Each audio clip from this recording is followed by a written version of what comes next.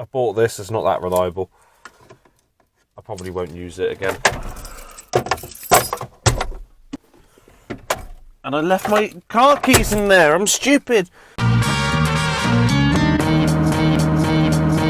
think sometimes just whacking the stereo on is just better than having your own music, because you just get a bigger variety.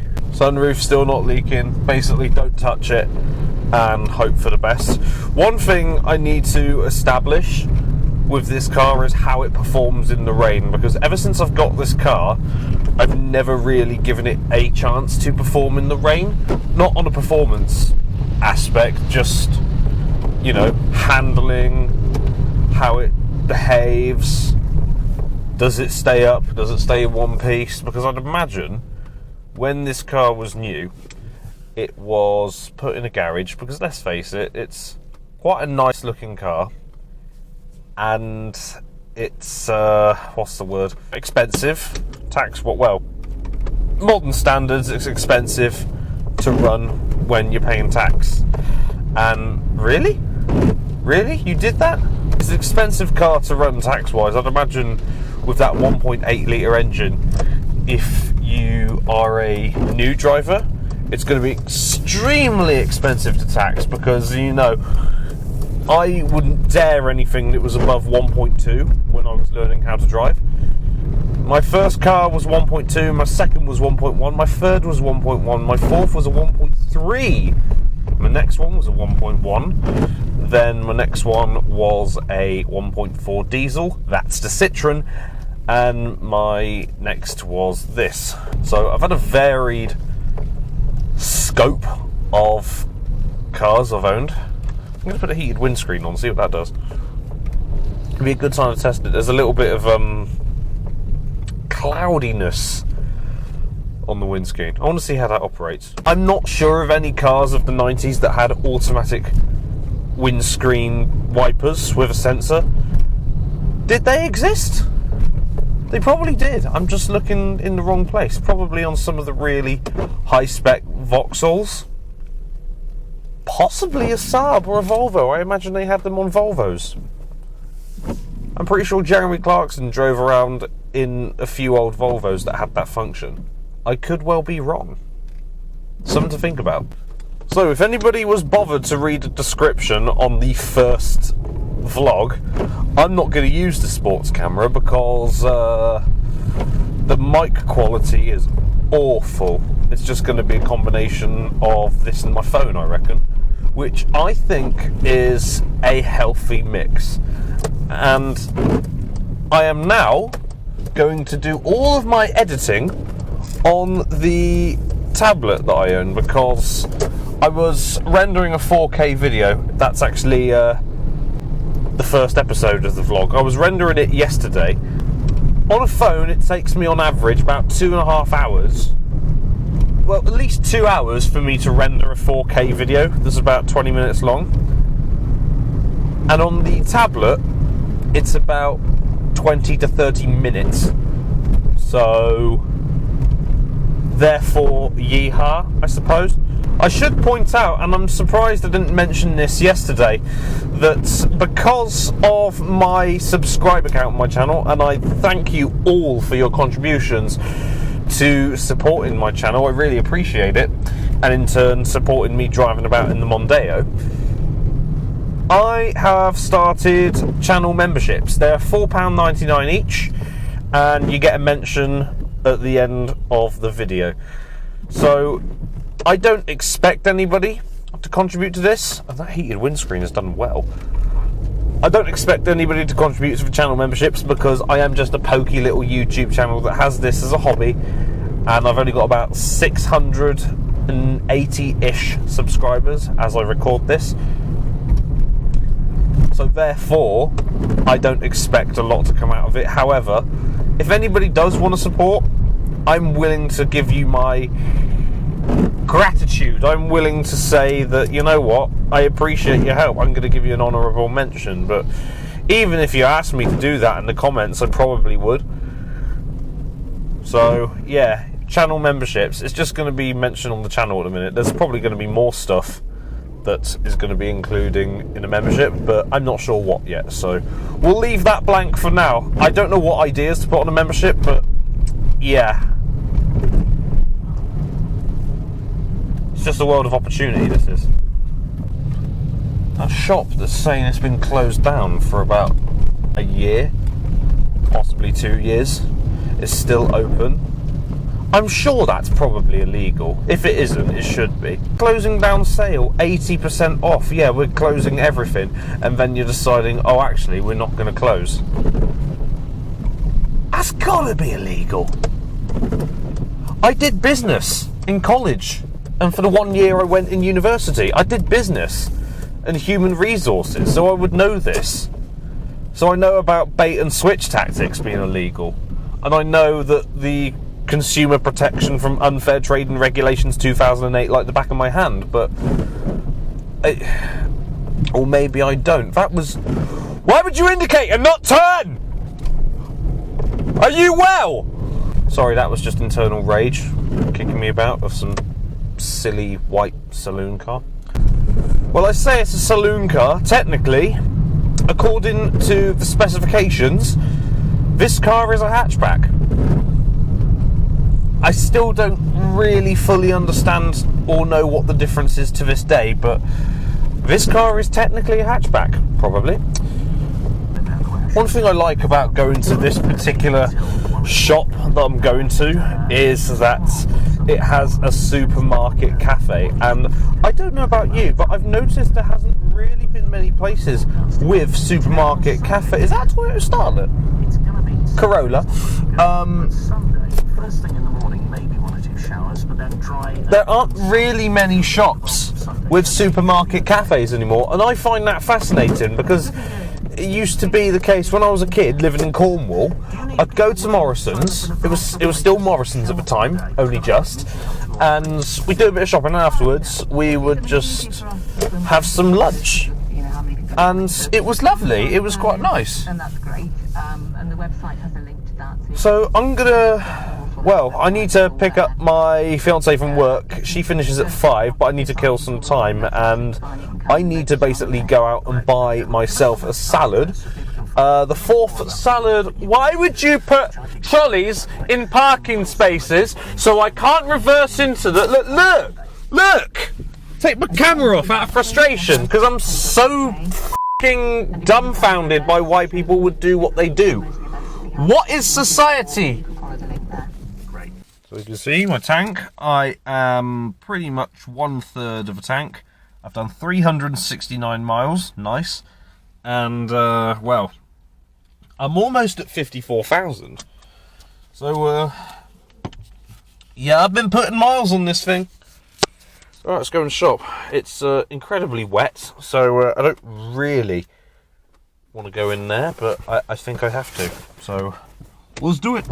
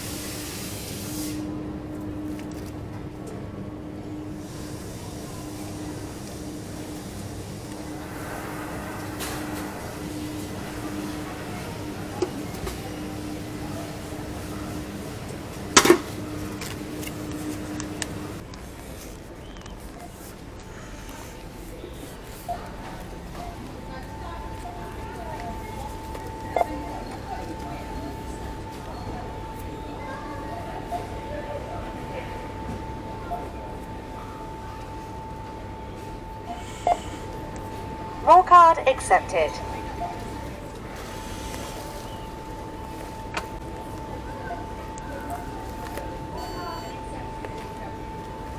Please wait while we process your payment. Card accepted.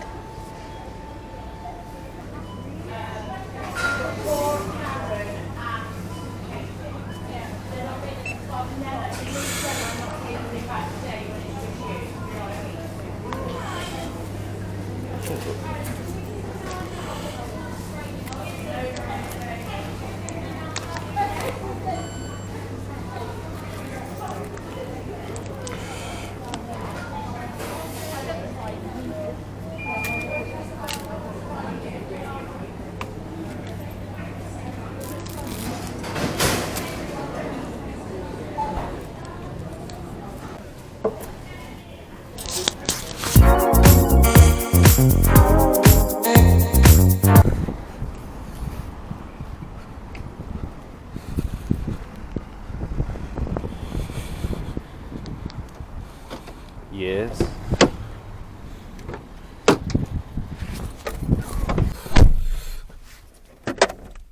Do I trust that salad in that box?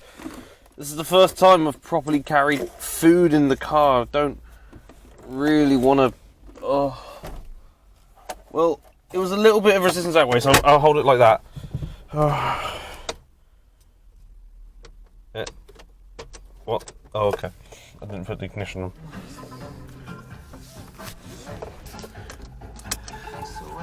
Oh my god, it's the original version! Yes! Oh, my car smells of salad now. Anyway, let's pick up the missus.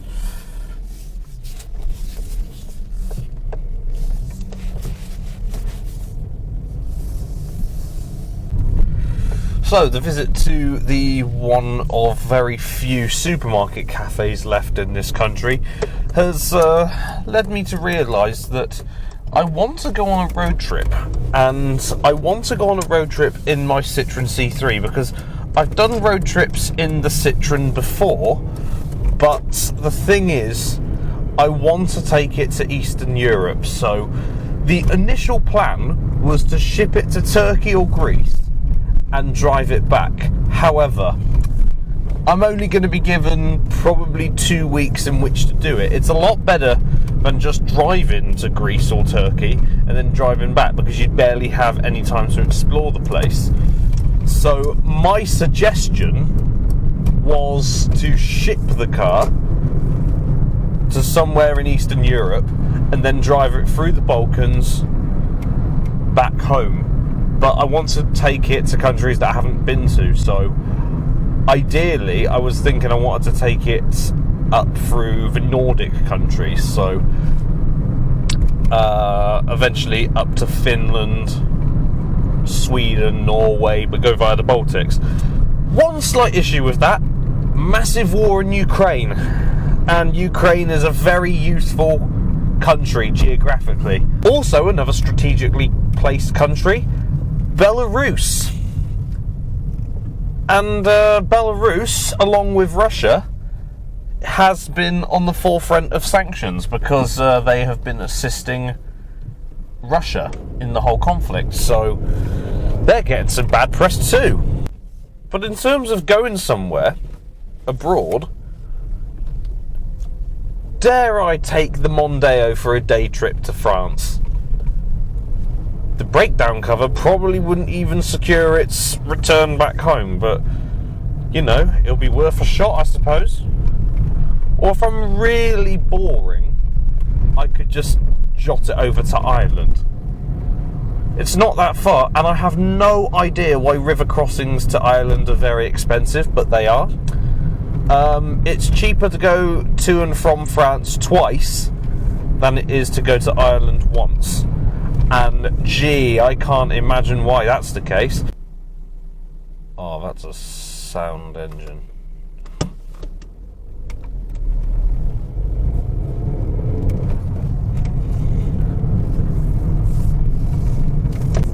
So I don't really do much on the days off when I'm just in some cafe and I'm on my laptop or I'm on my tablet if I'm not reading a book. mainly because I don't know what to do. I'm in the process of writing books. I'm a writer normally. I didn't have my hard drive with me today, so I couldn't actually access my scripts where I put all my books on. So instead, I was looking up ideas for said road trip, and just looking at the European map and thinking there's so many dilemmas I could have. I mean, yes, it would be nice to go through the Baltic states all the way up to the top, but I looked at a map and I realised Sweden is massive. So crossing over to Finland, not a problem. Just before you get to Rovaniemi, that's absolutely fine. Crossing into Sweden, probably taking about 3 days to get across Sweden, absolute nightmare. What else? What other dilemmas do we have? The whole situation with Ukraine I've already discussed. The fact that if I want to go into Kosovo, I then can't go into Serbia. And I can't cross into Serbia from Kosovo. Because Serbia say that's an integral part of Serbia and it's an illegal border crossing, so I'll get arrested if I go into Serbia from the Kosovo side. And, well, it's just nightmarish. The fact that I got a friend in Romania and he lives there. He used to live in England and he went back to Romania, but the problem is if I see him there, then I've got to drive through Romania, and then it's going to take a day to get through Romania, and then it's a decision between going into Ukraine, Poland, which I've already been to in the Citroen, or Moldova, which is so far out. It doesn't make any sense as to where I'm going. And what countries do I miss? I mean, if I want a quick streamlined journey through the Adriatic coast, I go through Albania, I go through Montenegro, I go through Bosnia.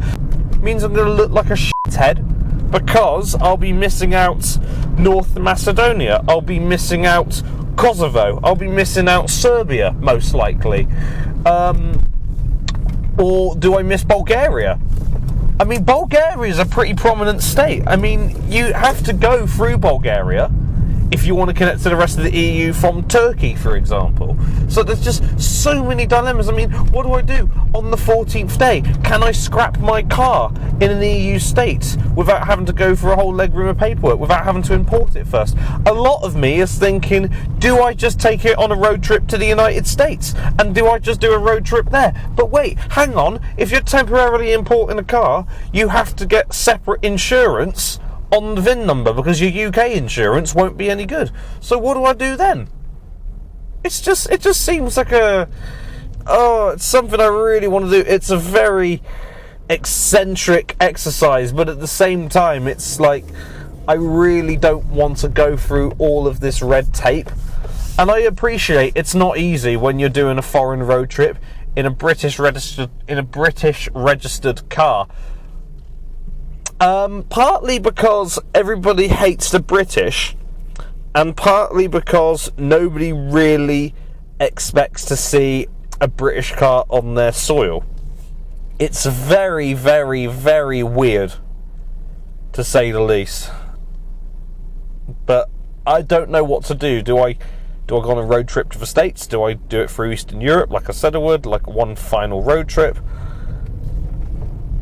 If I could do Eastern Europe, but if I could scrap the car in Finland or Sweden,